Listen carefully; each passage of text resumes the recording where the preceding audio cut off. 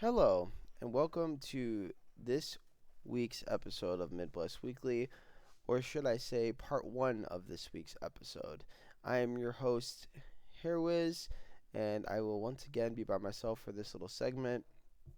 I'm still getting my voice back. I actually lost it over the weekend, so that's why nobody saw me for cast. And part of the reason you might not see me tonight as well, I'm still, kind of getting it back to 100%. But luckily, we have War Initiate to cast the series tonight, which is Femboy Jellyfish versus Vancouver Impact Challengers. I do want to discuss that a little bit, but before we get there, there's a couple things that we're going to kind of touch on here. So, week 7, that will be covered. That will be covered by our friends CLT and Nexus. They will be hosting the second part of this episode. Uh, in a little bit. Probably expect that to be out tomorrow. They're going to record tonight. Um, as far as this, if you're wondering what exactly this is, well, I figured two things. I still want to have power rankings out there, so I'm going to have this released right about 30 minutes to 45 minutes right before the match tonight, so we have power rankings. And then I wanted to touch a little bit on this match here between Femboys and Vancouver, just to get a bit of a predictions. I'll leave the coin flip Saboro predictions for our friends Nexus and CLT, so we won't have to trust about that. But yeah, let's dive into power rankings first. Let's start with this little episode a little differently. So yeah, I have a playoff ranking too. I think I'll save that for the end, but let's start with how we ended off the split here, or at least the regular season here. And to no surprise, you're going to see here the first 8 teams, none of them being playoff teams. That's pretty obvious. It is a bit fluid, but there's a couple of things we can talk about that would help with that fluidity. Free to play was on a bye, and not really surprised that there's no change there. Unfortunately, both Capachungus and Team 3 both did decide to forfeit, so they didn't even have a chance to move up, sadly, which means we're only going to have 3 series to cover on the episode tonight. And then Scorch also was on a bye, so no growth there. And same Banana Posse, they did have a match against Coin Flip. It was actually a very fun series. So I'm looking forward to hearing that breakdown from the guys. But it was a really fun one. But they unfortunately did lose. They did get swept. Ninja Turtles, they had their series against Saburo, which would have put them in the playoffs. And man, feel pretty bad. I feel pretty sad about this team not making it. And then of course, Small Brains just missing out of the playoffs as well. They needed some help. They didn't get the help. But yeah, if you're wondering exactly and you're just listening to the power rankings, I'll give you the order as usual here. Free to play here coming in at number 13, Capachungus at 12, Team 3 at 11, Scorch at 10, Insane Banana Posse at 9, Ninja Turts at 8, and Small Brains at 7. So that's your bottom half of the league. That's where they're going to finish for this split in the power rankings. Hopefully we'll see some of these teams return as usual. And here we'll jump up into the next 3 here. So these are your playoff teams now. Saburo are going to come in here at the number 6 spot. I think they had a really nice series against Ninja Turtles. Took care of business overall in the series. The first game, and it's really not spoilers again. I just know a little bit what happened. The first game, Ninja Turtles were able to get the victory, but sadly it just was not enough. So after that, Saburo went on a nice reverse sweep there, and I think they won those 2 games pretty well. I mean, it was still pretty close, but they definitely took care of business. Femboys coming in at the number 5, and I can't remember if they even played.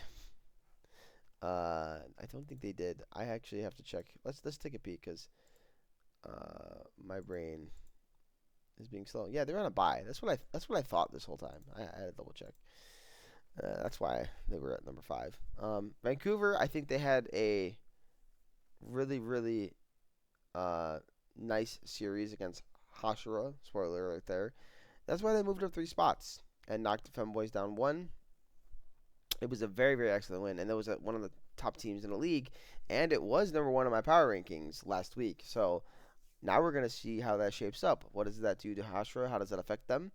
Well, here we go. Hashra and Coin Flip are going to come in next, as Coin Flip will nail biter here.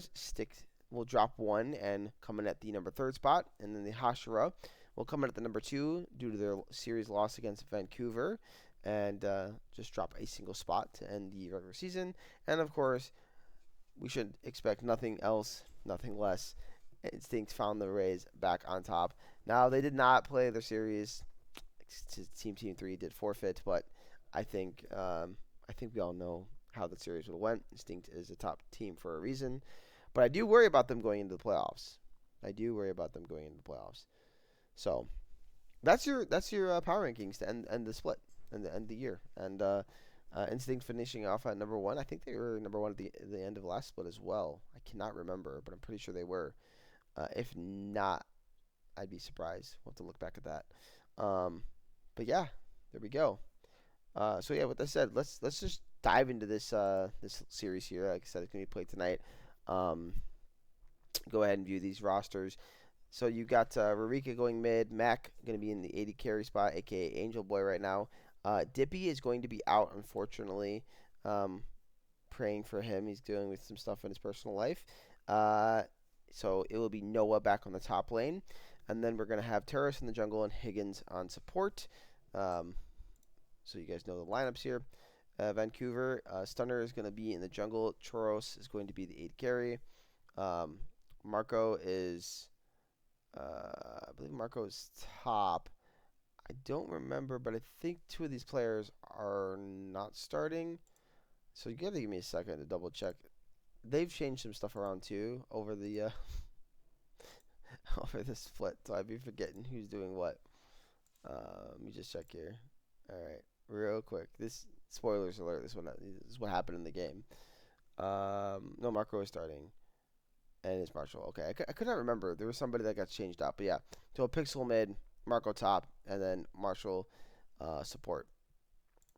Let's exit this out so these guys can go over this later. You guys are like, why not just do it now, Jake? Well, because my voice. I can't give you guys a full episode. This is going to be very short. I'm expecting this 25 minutes when I'm all said and done with this stuff. So, but yeah. So anyways, what do I think about this matchup? Well, I do think it's Femboy's favored. Let me get that out of the way. I think it's Femboy's favored, but not by as much as some might think. And there's reasons for that. So in the mid lane, 100% Rarika has the edge. I don't think it's really a conversation here. There's only a couple mid laners at all really that can challenge him in this league at best, right? So he's a top tier guy for a reason. I think in the 80 carry spot, it's actually pretty close to a wash. I would want to say I'd give the edge to Mac, but I also feel like Choros has been like an MVP on that team for Vancouver. He's played excellent all split. I'm going to say it's pretty much just a wash. In the support role, I think Marshall versus Higgins feels similar to me. Again, I'm going to go back to the thing I made the jokes about Higgins for a second, though, because there is some truth to it, but there's also some not truth to it, at this point at least. There are still some limitations maybe in the pool a bit, but he has kind of showcased some more over the last couple weeks and has had some success on it, which is very important. So I do think there's that limitation, but at the same point, I think he might be he's at the slight edge over Marshall, but I think when it comes to champ pool, he doesn't. So this I'm talking like play. So I'm gonna kind of just say it's a wash because they're both their strengths and weaknesses are gonna like showcase themselves throughout the series, and they're gonna have their strengths and weaknesses have different times where it's kind of being affected. Top lane. Noah, we've seen come in, and he played really excellent. I remember him playing. I just don't know who I want to give the edge to. I haven't seen enough of Noah to say, but just for the sake of what's the continue? I can't even think of the word. Continuity. I can't say that word right. You guys can laugh at me. I'm a little stuffed up too. Whatever. But just the point is, it's the fact that Marco's been on the team, obviously, right? He's been playing consistently with his team, and Noah's coming in to sub. I think that matters a bit. So I think I'm going to give the edge to Marco there um, on Vancouver's over Noah subbing in here for Femboy. And then we have the jungle matchup. Um, hmm. The jungle matchup might be the hardest one to say. Um, I'm gonna give it to Taurus a little bit. Stunner's been on a tear with stealing objectives, but I think Taurus is pretty good at what he does. And I know Stunner is not a jungle main, so I'm gonna give that edge there. So when you kind of map that all out, you guys kind of see like basically it's there's edges in two different spots here on the Femboy side. Stylistically speaking, I think Femboys runs a lot through the mid lane. With Noah in there, I wonder if maybe they do play a little bit towards top. I've seen him have a lot of success before when he has subbed in for them, so I could see him playing, getting some focus there from Terrace. But that's they play through mid, and then as the game progresses, it's going to be obviously all about Angel Boy and what can he do to take over the game if the game goes to kind of like late game after 30 minutes. So I expect objectives to go over to a team like Femboys early. Vancouver can sometimes be a little sloppy in that, but I think Vancouver shines a lot in their ability to play around the map as a team. Their team fighting is not too bad at all. Like Churro stuff, they can pop off in team fights. And then on the other side of it, I think they're not too bad at hitting up side lanes. So it's going to be very interesting. But I think Rorika's one of the better side laners in the league, right? So it's not like you can punish him as easily as you could some other players. So when I look at it from all the stylistic points, in my head, I do expect the series to go further than people think. I'm actually going to predict a 5-game series. I think some would think it's going to go 3 or 4 games only, and this ends up being just super Femboy favorite. Again, I just don't think it is. But I do think there's the edge. I'm going to give Femboys a 55-45 edge here. And most of that coming because of the mid lane difference here. But I think Pixel, will he solo kill Rorika? More than likely he will not. It might happen in the series, but I highly doubt it, and I think they will always have the edge there. So I expect Rorika to have big leads. And we've seen Pixel struggle a lot this split. He's had some okay games here and there, but that is the thing that like really sticks out to me. And to me, why that Femboys will win the series is just simply because Rorika's pull and his ability as a player to take over will come out on top. But I do think that you get pushed here. I don't think it's a free series. Vancouver's really good at recovering in series, something they've done all split.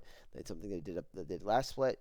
I don't expect Vancouver to win game 1. I think it's going to be game 1 going over to Femboys, and then Vancouver will pick up a win probably in game 2 or game 3. In all honesty, guys, this might end up looking like a reverse sweep. Like we could see a 2-0 lead for Femboys and Vancouver turn it on. But more realistically, I see it kind of going one here, one there, but kind of back and forth trading in games. But I do expect a really fun one. So I'm going to lean, like I said, Femboys favored here, 55-45.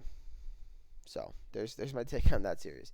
Like I said, I'm not going to go into the other one. I'll let the guys really dive into that. But if you guys want to know my prediction right now, I'll give you my prediction, but I'm not going to dive into it and talk too much about it. My prediction will be coin flip winning in 4. And I'm going to say coin flip with a probably a 60-40 split. Sorry. Excuse me. So yeah, that's my take on the coin flip one. Just my prediction. I'm not going to dive into it. I guess the last thing I will point out, and I know that Rusty covered this with the captain's meeting there. There was a couple kind of flubs, and I am so sorry that I'm messing up things, and we are as a mod team also messing up a few things.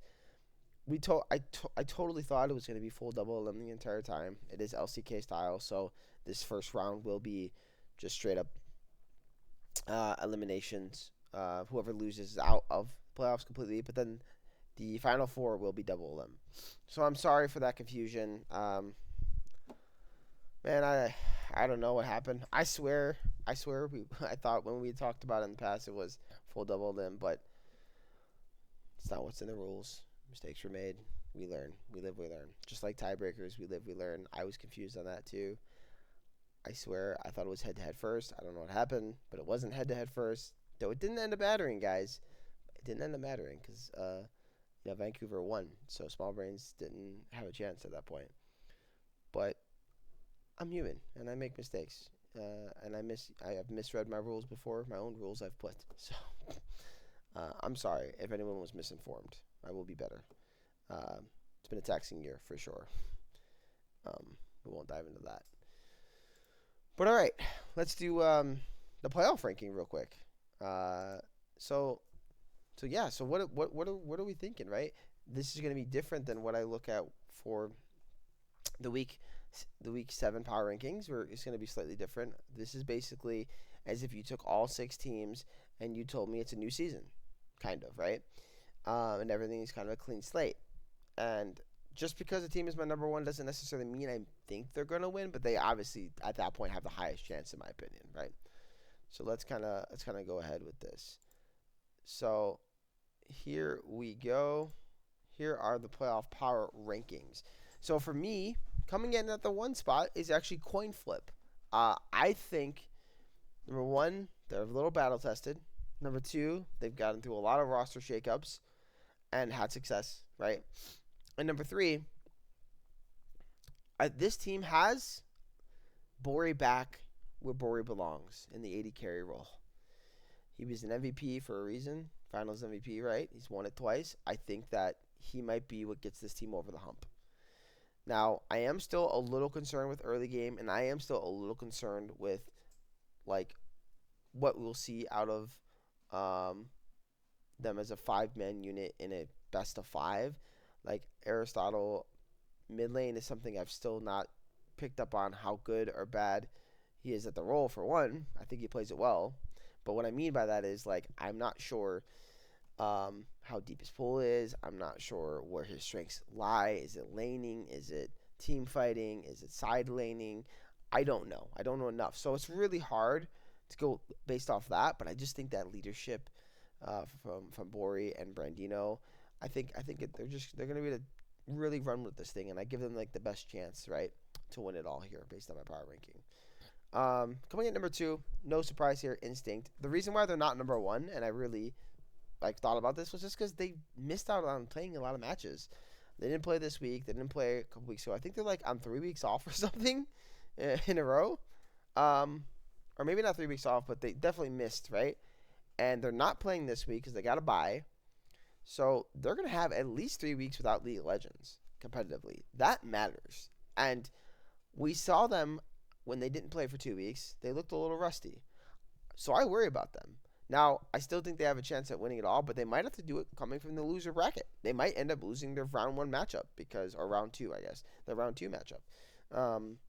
Just because of them being a little rusty. But I still think the team is really, really good. I think it's one of the most complete teams in the league. And I certainly expect them to be probably in the finals, right? And number 3, I have Hashira. I think Hashira, they lost to Vancouver. But with that said, I'm not going to lie. It looked kind of like they trolled 2 games there. So if you guys are watching this, I'm sorry I'm saying it like that, but it really, from my perspective, when I watched the series, there might have been a little bit of some shenanigans you guys were up to there. Just not as focused for game 2 and 3. And I know you guys can be. I've seen you guys at your best, and your best is really, really good. That's why I had you at number 1 in the power rankings last week. You guys are an extremely good team. But as of right now, I think you guys are solidly the number 3 team in the playoffs here. And I'm really looking forward to seeing what this team can continue to put together. Because at their best, they could certainly take down anybody. Very, very, very strong roster. Then at number 4, I have Femboys, which might be a surprise to some. Some, again, you might probably feel like Hashira should go there. My only concern is what is top lane? Is Nova going to be playing top lane in the rest of the split? That's basically my only main concern. I've already talked a little bit about one of the predictions with some of the limitations, I believe, but there's also a lot of strengths, right? Zema's a big one. I think Mac is a huge one. The team plays well as a unit. The Turris plays really well off his lanes when he can invade and can invade. So the team is really, really good. And I know Higgins moves around the map like excellently when he starts roaming. So I do expect the team to certainly make a run at this thing.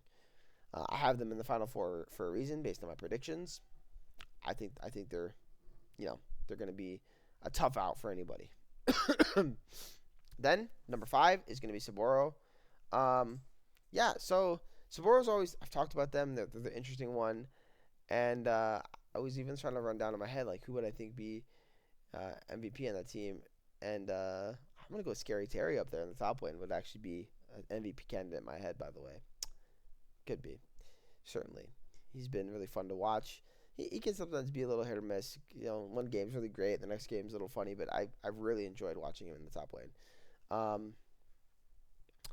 I believe the team is making some small roster changes for the playoffs, so I don't know how that's going to impact them. Um, but I've seen them take a game off instinct. I was very, very impressed with that. They've looked good overall, but they still leave me with some concerns. So that's why I have them at number 5, and more than likely losing the coin flip, but they could certainly prove me wrong. And then at number 6 here will be Vancouver. I think Vancouver looks great. I think they're an exciting team, and they're like one of these really like hidden gems, man. They could certainly make a crazy run. I think if this was full double elim, I'd give them a better chance and maybe even move up their ranking. But I worry a bit. I don't know what they're going to be capable of doing tonight. It's not an easy series, not an easy opponent in Femboys. So they might be looking at the end of their season after coming off a very exciting and, frankly, one of the best series that I watched this split. Um, so against Hashira. So I'm not sure. It's gonna be very very fun. But yeah, so those are the playoff rankings for you guys. So you guys can have a little bit of stuff to talk about and get down in the comments and have a little fun with this. One more thing I want to touch on, and as you can tell, my voice is going out, so this is probably the good thing that this is about it. Um, we got the holidays coming up. We got Thanksgiving. We got Christmas, and um, I was thinking a lot about this. I've gotten to know a lot of guys and gals in this server, man, and I'm so grateful for that. Um, but one thing that has stood out, there's been a lot of things I've learned this year that have just been truly sad, and I'm not going to go into them, but this is important for me, and I want um, you guys to think about these holidays, and that's just these holidays. Just think about this all the time. Um, is that we all have people in our life that we care about, right? Our husbands, wives, kids, mothers, fathers, grandparents, maybe a good friend, a cousin. You know, I think it's really important remembering that we're not always going to be here. One day some of these people are going to be gone, and certainly one day we are too.